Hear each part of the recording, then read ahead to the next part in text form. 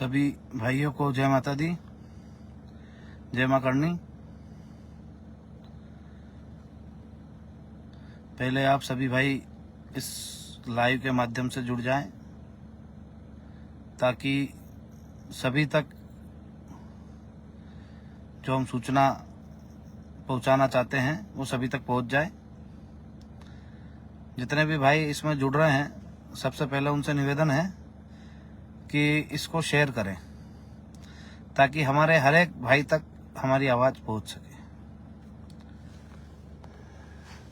ये इसलिए बोल रहा हूं मैं कि हमारे पास समय कम है और हमें पहुंचना अधिक भाइयों तक है, तो समय की कमी के कारण आप लोगों को फेसबुक, व्हाट्सएप, इंस्टाग्राम के माध्यम से ही सूचनाएं मिलेगी और उन सूचनाओं को व्यक्तिगत तौर पे मानकर हमारी जो लड़ाई चल रही है, हम जिन चीज़ों को लेकर लड़ रहे हैं, उसी में हमने एक नया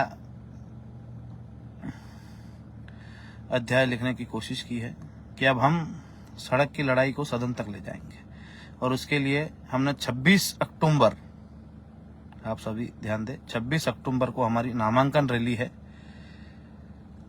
तो आप सभी भाइयों से, जावरा विधानसभा के सभी भाइयों से और जितने भी भाई हमसे जुड़े हुए हैं यहाँ के सर्व समाज के भाइयों से निवेदन है कि 26 अक्टूबर को अधिक से अधिक संख्या में पहुंचकर उस नामांकन रैली को सफल बनाएं और अपनी उपस्थिति दर्ज करवा के ये बताए कि हम पूरी ताकत के साथ हमारे भाई के साथ हैं और उस भाई को मजबूती प्रदान करेंगे। क्योंकि मैं आपको बता देना चाहता हूं कि हमें, जब से हमने घोषणा करी है कि हम 2023 में जो चुनाव होने वाला है विधानसभा का, वो लड़ेंगे और अनेक जगह हम हमारी सीटों पर जो हम प्रत्याशी घोषित कर रहे हैं, हम प्रत्याशी खड़े कर रहे हैं कि उन जगहों पर भी हम लड़ाएंगे।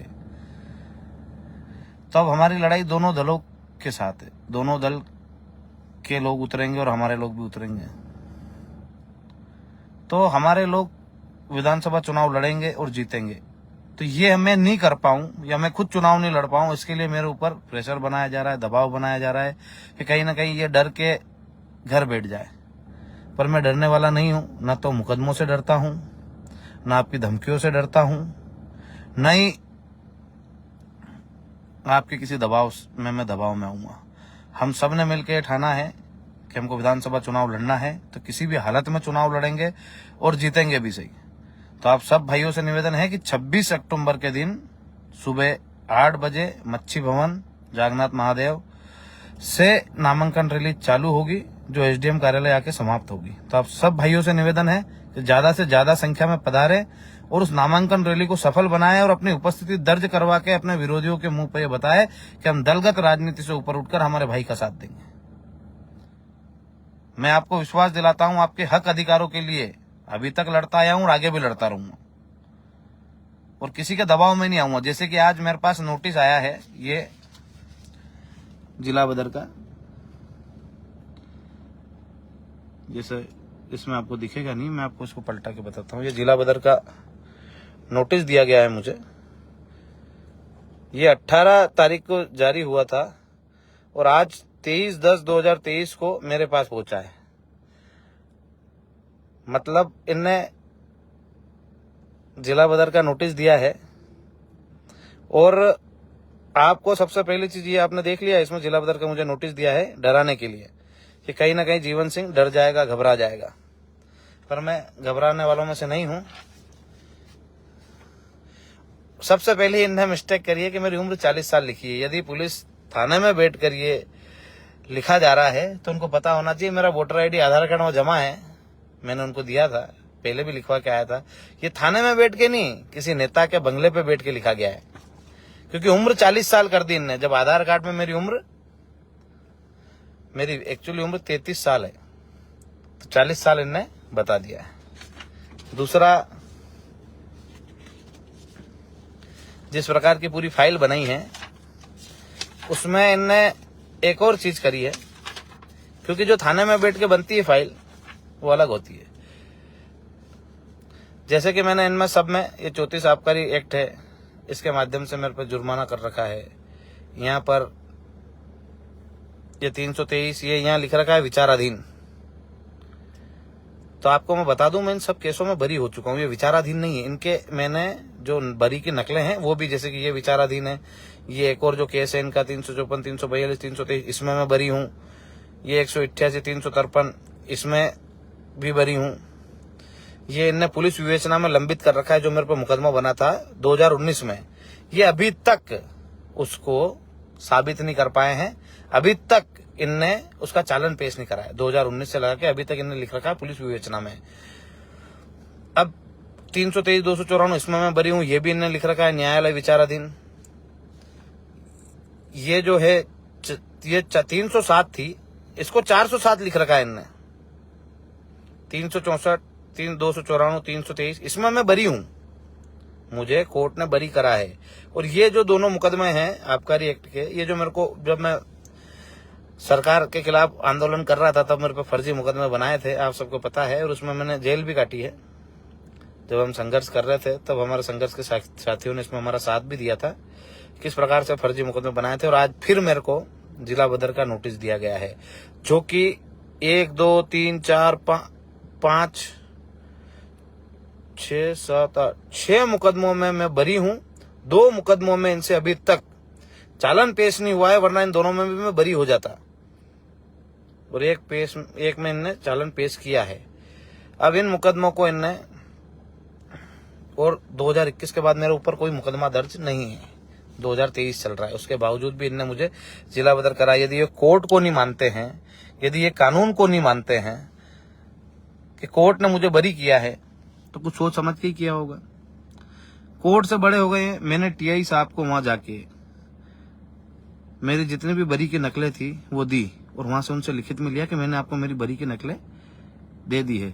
आप एक तो झूठे मुकदमे बनाते हो और मुझे गुंडा साबित करने पे लगे हुए हो कि मैं गुंडा हूं। सबसे बड़े गुंडे आप हो, जो मुझ पे झूठे मुकदमे बनवाते हो। झूठे मुकदमे बनाकर जब मैं उनमें झूठ साबित भी नहीं होता हूं कि मैं मुलजिम हूं, मैं बरी हो जाता हूं, उनको भी आप विचाराधीन लिख देते हैं। जब मैं उनमें बरी हो चुका हूं तो आप उनको विचाराधीन क्यों लिखते हो? उसमें लिखो ना बाइज्जत बरी किया गया है व्यक्ति को, और उसको रिकॉर्ड से हटाओ। जब मैं बाइज्जत बरी हो गया हूं तो आप उसको रिकॉर्ड में से नहीं हटा रहे हो। मेरे जिला बदर की कार्रवाई करके आप यह जताना चाहते हो जीवन सिंह यहाँ नहीं रहेगा। क्यों नहीं रहेगा भैया?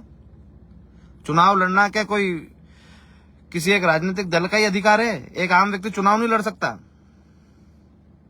तो चुनाव लड़के अपनी बातों को, अपने लोगों की बातों को अपने बीच में से ले जाके विधानसभा में नहीं रख सकता। इसलिए आप जिला बदर करके दिखाना चाहते हो कि हम कहीं चुनाव नहीं लड़े, और हमको बता देना चाहते हैं कि हर जगह हम चुनाव लड़ेंगे और आपकी तानाशाही का भी अंत करेंगे। जिस प्रकार से पुलिस अधिकारी भ्रष्ट होते जा रहे हैं दिनों दिन, और नेताओं के दबाव में नेताओं के बंगलों पे जाके फाइलें बना रहे हो। मेरी उम्र 33 साल है, मैं आपको आधार कार्ड देके आया था पिछली बार भी, और मैंने सारी बरी की नकलें भी दी थी। उसके बावजूद भी आपने मुझे जिला बदर करने के लिए नोटिस दिया।